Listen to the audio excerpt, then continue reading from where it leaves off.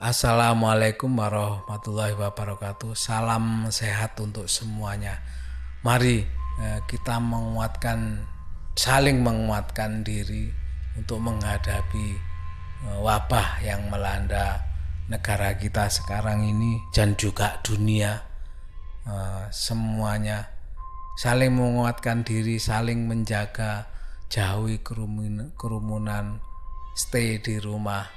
Kalau memang tidak hal yang sangat penting harus keluar rumah. Juga saya sampaikan terima kasih untuk komentar-komentarnya tiap kali upload dongeng tengah malam. Walaupun hanya sekedar si hello hadir atau dari mana, sangat membuat Pak D seneng ya, untuk membacanya. Walaupun tidak bisa saya jawab satu persatu, mohon maaf. Tapi selalu saya baca dan saya lihat. Dan itu menguatkan dongeng tengah malam untuk selalu membuat cerita secara konsisten ya, berusaha supaya ada selalu cerita terbaru untuk pendengar dongeng tengah malam semuanya. Dan yang belum subscribe, silakan subscribe dan bunyikan lonceng untuk update-update terbaru dari dongeng tengah malam. Juga yang di Spotify, silakan follow, nanti akan ada pemberitahuan untuk update cerita terbaru. Kali ini dongeng tengah malam menceritakan tentang janganlah kita membuang apapun sembarangan. Karena ternyata hidup ini kita selalu berdampingan dengan dunia lain yang kita tidak ketahui berada di mana.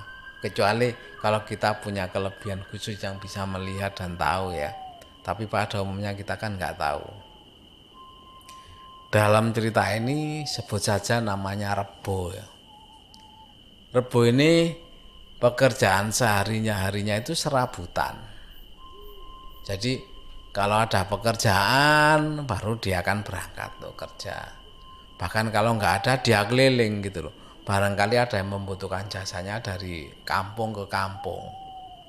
Salah satunya bisa mulai bersih-bersih, memperbaiki rumah, apapun dia kerjakan. Dan bagi saya kalau saya melihat ceritanya ini ya, bahwa Rebo ini termasuk sosok yang tangguh. Sosok pemuda yang tangguh, yang tidak patah semangat. Walaupun dia tidak punya pekerjaan, tetap dia yakin bahwa dia dengan berjalan berkeliling itu akan membuahkan hasil. Dan itu adalah semangat yang tidak semua orang bisa punya semangat ini. Jadi tiap hari dia harus keliling dari desa satu ke desa lainnya dengan membawa peralatan. Nah, peralatan dia itu ya sederhana. Ya ada jadi dibawa kayak kantong gitu, kantong bekasnya apa ya, beras atau apa mungkin ya, agak itu. Jadi di dalamnya itu peralatan mulai dari untuk motong rumput, bahkan cetok untuk bangun rumah tuh ada semua di situ. Namanya juga serabutan. Dan karena semangatnya si Rebo ini sudah dikenal bahwa Rebo ini bisa apapun, bersih-bersih kebun, betulkan tembok yang rusak, betulkan pagar yang rusak, itu bisa semua. Makanya dia yakin, bahkan orang-orang sudah pesenan karena sudah terkenalnya ini. Hari ini ke sini, besok ke sana itu sampai orang tuh tahu jadwalnya si Rebo ini. Karena kesibukan dengan pekerjaannya ini, sampai Rebo ini kalau pulang kan gak bisa siang, mesti kalau mau berangkat pagi pulangnya mesti sore atau malam. Lah pada suatu hari seperti biasa, Rebo ini mendapat pesanan untuk membetulkan genteng yang bocor dari desa yang mungkin agak jauh dari desanya. Jadi dia harus melewati beberapa desa untuk sampai ke sana. Dan Rebo ini kalau mengerjakan sesuatu memang gak lihat waktu. Dia berusaha apa yang dikerjakan itu kalau bisa secepatnya diselesaikan hari itu juga. Kecuali kalau memang ya waktunya nggak bisa ya, dia akan lanjutkan ke hari berikutnya. Dan itu orang sudah pada tahu kecekatan si Rebo ini. Lah seperti biasa pagi-pagi Rebo ini berangkatlah membetulkan genteng dari pesanan desa yang di sana ya. Dia ngerjakan karena waktu itu mulai pagi dikerjakan sampai sore ini masih belum selesai. Lah Rebo ini kan ingin segera menyelesaikan karena apa? Kalau besok ngerjakan cuma sebentar kan juga selain daripada dia harus ke sana kemari, besok balik lagi tidak bisa mengerjakan tempat lain, diselesaikanlah secepatnya sama Rebo. Sampai menjelang maghrib baru selesai. Begitu menjelang maghrib ya sudah, Rebo istirahat sekalian sholat maghrib di situ. Kira-kira mau habis maghrib agak lama ya, sudah mau isya ya. Begitu sampai isya kan mau pulang nggak enak, masih tergas suara adzan. Menunggulah sampai adzan selesai, barulah Rebo pulang. Ya pulang karena jaraknya cukup lumayan ya, naik sepeda angin, sepeda ontel ya. Ya sudah santai-santai aja Rebo pulang. Lah perjalanan Rebo kalau dari tempat dia tadi membetulkan rumah, kalau ke rumahnya itu karena naik sepeda angin ya, lebih kurang ya 30 menitan lah. Atau mungkin lebih ya katanya. Ya Rebo pulang dengan santainya. Sampai di batas desa tempat dia, bukan desanya ya, tempat dia ngerjakan kerjaannya tadi. Kan sudah malam. Rebo ini kok merasa, kok kebelet pipis, pengen kencing Rebo ini. Tapi lihat sana sini kan nggak ada tempat untuk kencing, apalagi gelap-gelap gini. Ya karena saking kebeletnya, saking kepinginnya untuk menyalurkan hajatnya ini, Rebo akhirnya celingak-celinguk noleh kanan kiri, dilihat nggak ada orang. Kayak karena memang sepi, namanya desa kan nggak rame kalau sudah jam segitu. Lah di depan pinggir jalan Rebo melihat ada pohon yang cukup rindang. Nggak tahu itu pohon apa karena malam kan. Nggak merhatikan si Rebo ini. Karena saking kebelet ya sudah, dia akhirnya dekat pohon itu, buanglah hajatnya dia, mau kencing di situ. Jadi sudah lega katanya Rebo. Akhirnya bisa menyalurkan daripada ditahan-tahan. Habis kencing ya sudah, seperti biasa nggak ada apa-apa, Rebo ya pulang dengan santainya, kan enak sudah. Enggak kebelet lagi, enggak kebelet pipis lagi. Hanya pulang, sampailah di rumah. Sampai di rumah karena seharian kan habis kerja. Rebo ini ya kecapean lah. Rumah bersih-bersih diri, langsung istirahat. Namanya orang desa, ya sebelum tidur kan biasa lihat keluar dulu santai-santai. Sampai merasa ngantuk baru tidur ke dalam. Akhirnya tidur tiba-tiba malam hari kan sudah tertidur ini, tengah malam Rebo ini kok merasa pingin buang air kecil lagi. Ya terbangunlah dia. Begitu pingin buang air kecil kan bangun, dia segera kan ke kamar mandi untuk buang air kecil. Tapi begitu masuk kamar mandi mau buang air kecil, ini kebelet tapi gak bisa keluar air kencingnya ini. Lah Rebo heran, ini kebelet tapi gak bisa keluar gitu loh. Nah dia merasa kok merasa sakit. mau kencing itu nggak bisa tapi sakit gitu. Begitu nunggu nggak bisa, merintih kan si Rebo ini, ya merintih kesakitan. Begitu merintih, mungkin suaranya juga lumayan ya merintih kesakitan, sampailah terdengar sama orang, kan dia tinggal sama orang tuanya, terdengarlah orang tuanya Rebo. Begitu mendengar ada suara kok seperti orang kesakitan, orang tuanya nyamperin Rebo. Dilihat ternyata Rebo di bilik kamar mandi. Loh, Bu, kamu kenapa, Reb? Rebo, kamu kok kesakitan, katanya orang tuanya. Iya mak, enggak tahu, manggilnya kan mak. Iya mak, enggak tahu nih saya kok sakit, mau kencing enggak bisa. Lah maknya Rebo ini ya heran loh. Kok lo kamu tadi kenapa? Kan enggak apa-apa sih, enggak apa-apa mau tadi siang bahkan tadi mau pulang kencing juga seperti biasa, enggak apa-apa kok sekarang sakit katanya. Saking ya sudah, karena enggak bisa dituntunlah sama maknya disuruh tidur lagi, tapi si Rebo menahan kesakitan ndak karu-karuan. Katanya bisa kencing tapi keluarnya sedikit-sedikit gitu, seperti ada yang nahan. Hanya karena sakit sampai besoknya Rabu masih sakit. Bahkan badannya pun panas. Ya karena mungkin nahan sakitnya tadi. Karena sakit, akhirnya orang tuanya kan bingung. Diajaklah Rabu, periksa mungkin ada apa-apa. Nah kalau gitu, kalau sekarang itu mungkin ya kencing batu ya mungkin ya, kan nggak bisa kencing ya. Nah jadi saluran kencingnya itu ketutupan sama batu yang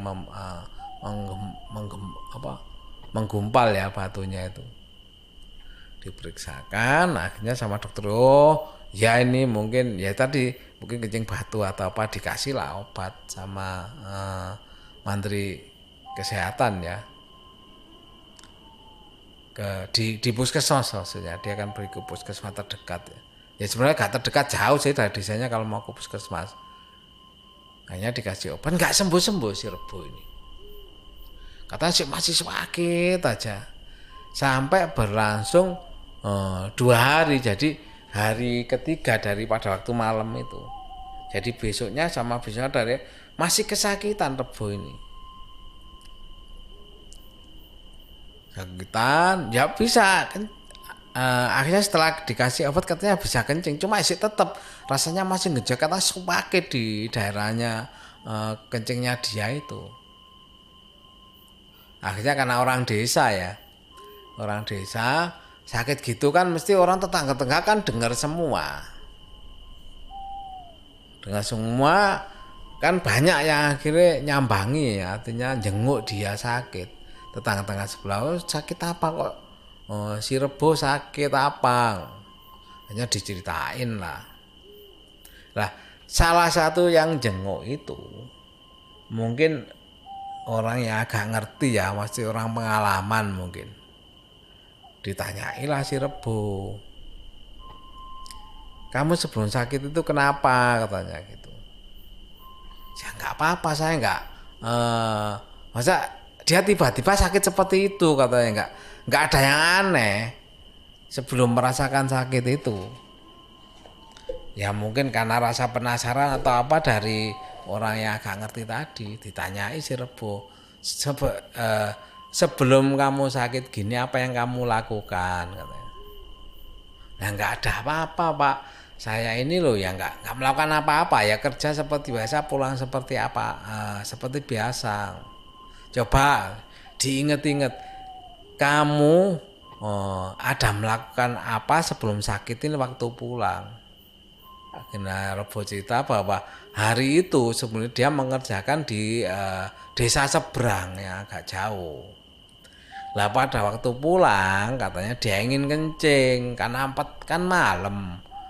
Selesainya kebetulan sampai maghrib, jadi dia pulang habis bayaran, habis ngobrol-ngobrol kan bisa pulang. Nah dia bilang mau kebelet pipis dan di situ ada pohon besar, pipis di situ. Begitu mendengar itu orang tadi hanya pantes katanya. Lah Rebo heran, maksudnya pantas gimana? Wong saya sakit kok pantes katanya. Ya kan Rebo merasa kok gak bener gitu loh dibilangnya pantes. Akhirnya diceritain lah sama orang tadi, gini aja, kamu itu sebenarnya diganggu oleh sesuatu yang lain katanya. Nah Rebo heran, orang tuanya Rebo, maknya juga heran, maksudnya diganggu sesuatu yang lain ini gimana. Nah Rebo ini kencing sembarangan di satu tempat yang dia tidak ketahui, asal aja di situ. Akhirnya usut punya usut, benar memang Rebo kencing di satu tempat yang tidak tahu, katanya Rebo pohonnya pohon apa, karena gelap pun nggak tahu. Jadi katanya orang tadi bukan masalah pohonnya, jadi kamu itu kencing sembarangan dan asal aja, tanpa permisi, tanpa apa, di satu tempat yang belum dia kenal katanya. Ya karena mendengar itu maknya Rebo juga lu terus memohon sama orang itu, terus harus bagaimana ini. Nah orang itu bilang, saya nggak tahu, cuma saya tahu ada sesuatu yang lain pada diri Rebo. Jadi ada seperti ada yang nempeli Rebo gitu loh, nggak tahu nempeli apa yang mengganggu Rebo sampai punya sakit seperti itu. Lah kalau pingin kejelasannya, dia bilang saya nggak bisa, saya hanya bisa tahu aja. Nah cobalah tanya-tanya ke tetua atau orang tua atau yang lebih ngerti lah masalah ini, disarankan gitu sama maknya. Sudah, maknya juga ngerti, Rebo juga ngerti maksudnya. Akhirnya selesai pembicaraan itu, maknya Rebo akhirnya mencari-cari kira-kira siapa yang bisa. Dan yang diketahui sama maknya Rebo itu ya ada memang tetua desa di situ yang memang orangnya juga alim dan biasanya memang sering membantu orang tuh hal seperti itu. Akhirnya datanglah maknya Rebo ke tetua desa yang dituakan lah, bukan kepala desa ya, yang dituakan atau tetua desa di situ. Mendengar cerita dari maknya Rebo itu, akhirnya tetua itu datanglah ke tempatnya Rebo. Setelah dilihat mungkin meditasi atau berdoa ya di situ, ternyata tetua desa tadi bilang gini aja, benar yang disampaikan dari orang yang pernah bilang ke kamu kemarin. Jadi Rebo ini katanya pada waktu buang air kecil atau kencing tadi, jadi Rebo itu mengencingi daerahnya mungkin makhluk lain ya, dunia lain lah. Dan yang Rebo, karena Rebo nggak bisa melihat seperti itu dan nggak tahu, lah Rebo mengencingi tempat itu yang menurut mereka bahwa tempat itu adalah tempat yang dianggap sakral atau apalah bagi kehidupan lain itu. Ya akhirnya Rebo disarankan gini aja, kamu mau nggak mau harus kembali ke tempat itu, dan minta maaf. Nanti katanya tetua desa, nanti saya dampingi ke sana, kamu meminta maaf ke mereka atas kelalaian kamu. Akhirnya sudah, nggak pakai lama, hari itu juga Rebo minta berangkat sama tetua itu diantarkan ke sana. Akhirnya di sana diinget-inget Rebo tepatnya karena waktu itu kan malam. Sempat sih nyarinya juga bukan yang ini, bukan yang itu.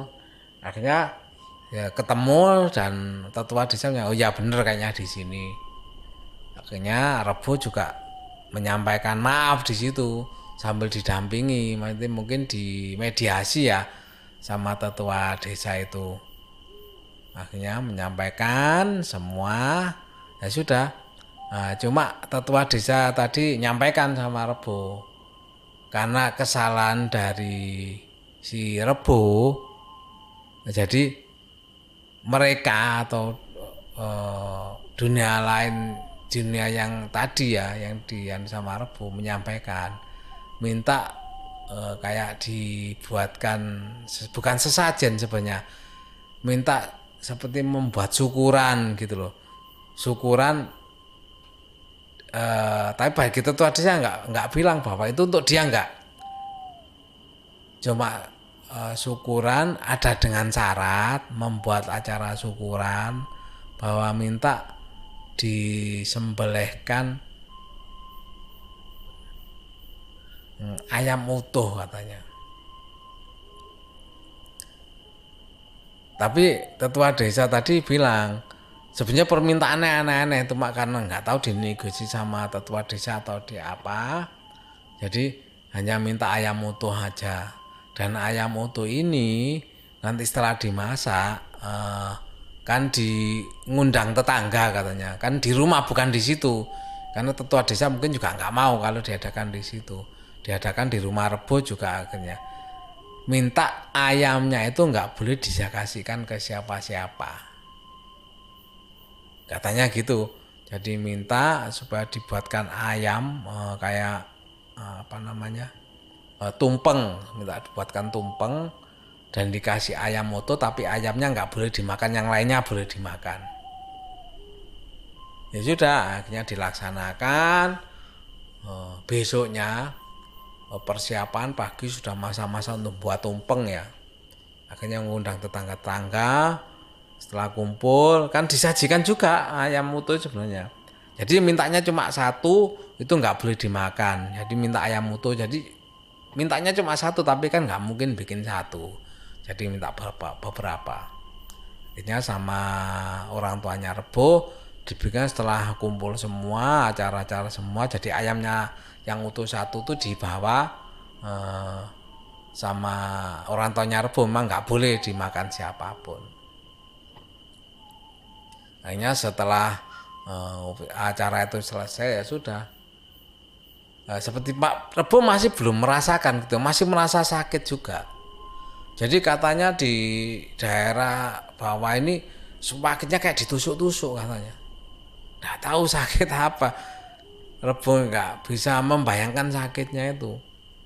Dan malam setelah acara itu masih sakit Rebo, tapi ya sudah sama orangnya Rebo ya sudah sabar aja. Sampai malam selesai istirahatlah Rebo.